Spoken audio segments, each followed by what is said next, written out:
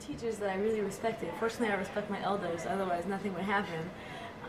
You know, out of respect for him, I followed his advice and applied for Berkeley, but purposely too late to get in, too late to apply for a scholarship. And he like harassed me into calling back, so I called back. I was like, listen, I missed the deadline. Can I audition? Like, I know you'll say no, but like I said, yeah. He said, just drive up to Seattle, which is like a 3-4 hour drive, and we'll put you in. Wow. And I went up there and I auditioned, and the 2 guys that auditioned me told me right there, like, we'll give you a scholarship if you want to come. I was like, okay. Then everything changed. Like, and now I play with one of the guys that auditioned me. Wow. All the time I'm in band. I mean, but also you are an instructor there now. Yeah. I mean, how does that work? In that you're I mean, I can't imagine that the people who are coming through there are an awful lot younger than you.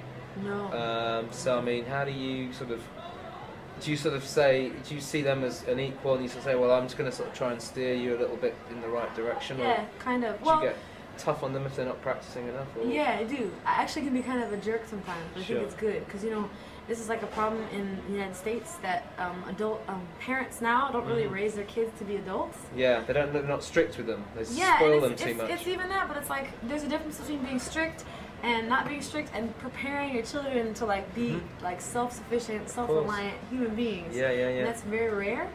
So what I find a lot is that these kids come in and have been playing for years, like a decade, and they're my age, and they come in and they're like, well, you know, like, I didn't really practice because I was kind of like up late and like blah blah blah. And the only edge that I have, because we're the same age, I just graduated, is that I'm doing more than them. And it's not, some of it's luck because I'm a girl and I know I have a little novelty edge. Which isn't, it just is. That's media. It's okay. But the other thing is, if they hear me play and if there's anything I can do that I can't do, they start to question, okay, so it's not time and it's not practice, it's probably the approach. And that really is the only edge that I have over those guys, because nothing can compete with 10 years. Plus, I try to create the mentor and student thing, or mentor and pupil, because it doesn't really happen anymore. It's like you just sit in this class, person doesn't really care or know what you're doing or what you want to do.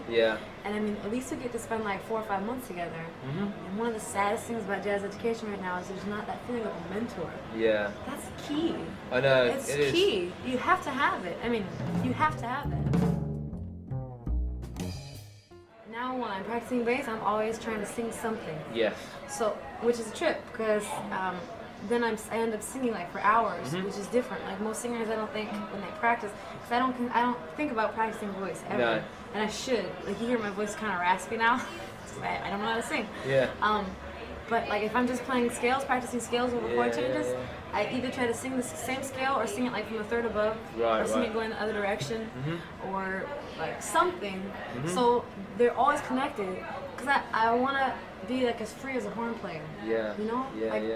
I don't think I'll ever sing like Freddie Hubbard plays trumpet, but just listen to that freedom when he's soloing and when he's playing the melodies. It's like anywhere he wants to go, he can go at any time. He's like the best handling race car in the world, you know? And that's kind of like my goal with the voice, whether it's with lyrics or just with melodies. So, and on the bass too, I mean, who wouldn't want that? So when I practice, it's always like for freedom, clarity, and just like unity and like being able to separate them.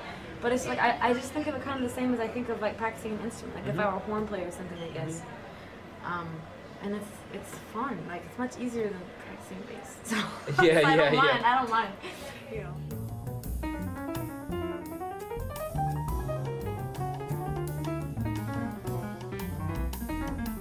Firstly, how did the sort of opportunity come about to do the album? I mean, was it a sort of... Well, it's kind of complicated. But it's good. I mean, I'm really glad that this happened. I'll try to make it short. It's a really cool story. So I met Pablo, the guy who runs Ava Records, while I was playing a concert with Juan Ortiz, who was playing piano here. And at the concert, he said, "Oh, Esperanza, like, really like how you play. Give me your demos. Like the music. Offered to do a record. Cool." So I got my band together. Great. Then, shortly thereafter, I met Bill Cosby. Oh, wow. And Bill Cosby took a shine to me and kind of took me under his wing. We're hanging, talking, blah, blah. And he said, "Oh, I'm going to take your demos and shop them around to all these record labels." And I hadn't really decided to make a record with Ava yet. So I was kind of like in flux, like, I'm not sure what I want to do. And then it just kind of occurred to me, you know, nothing's promised. I know Pablo Nardone much better than I know Bill Cosby.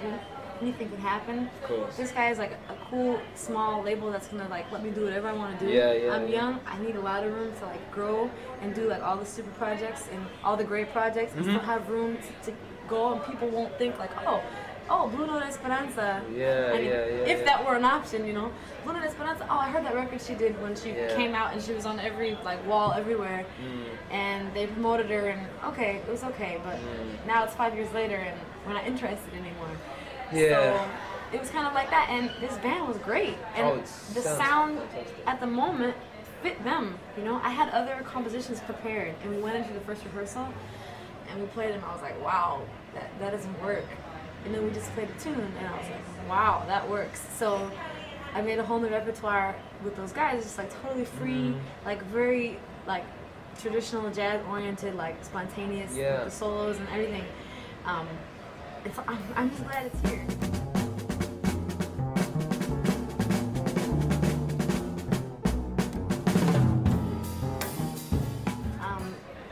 So I used to like learn a lot of melodies, and I used to like transcribe horn solos and try and write. Like I used to use the bass to write melodies, you know, because I could easier write it on paper than if you're just singing. And like now it's like I'm trying to add the theory on top of what I already know, and it's hard because it's not instinctual. The way my melodies are, I mean, the way that I think of melody, like doesn't match the way that a lot of jazz theory ends up making your melodies. And like I don't know, I always talk about Joe, it's kind of embarrassing, but he's like a monster. I mean, I'm a big fan. He's like, I mean, he has a huge influence in like the way I think about music, you know? And whenever I talk to him about like the theory stuff, plus I teach, and I want to know like advice from a great teacher too. I knew him first as a student. And he always tells me, Esperanza, like, you don't have to worry. If you want to practice this stuff, practice it. But you know, you're on the stage because I trust you, not because I think you should go practice scales. You know? And like, you know, just follow the lines. You know, and I can tell when he likes something I'm doing, and it's usually when I'm most in control of how things resolve.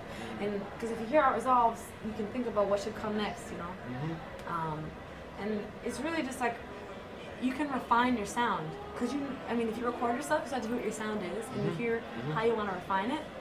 And I think that's much more important than like learning the scales and the harmony. Now we see it as like this refined art, and it's jazz, and it's like very official, and there's books, and people make instructional videos. But that's not what jazz was. That's not how it came. It was like a bunch of angry people who were like, man, we have art form, we have a skill, and we're gonna express this shit no matter what, and this is how we're gonna do it. And if you don't like it, too bad. And people loved it because it was real. And people used to go to concerts and dance and scream like they do for rock stars and hip hop stars now. And when Miles Davis went to Europe and packed a 15,000 seat auditorium, people were screaming.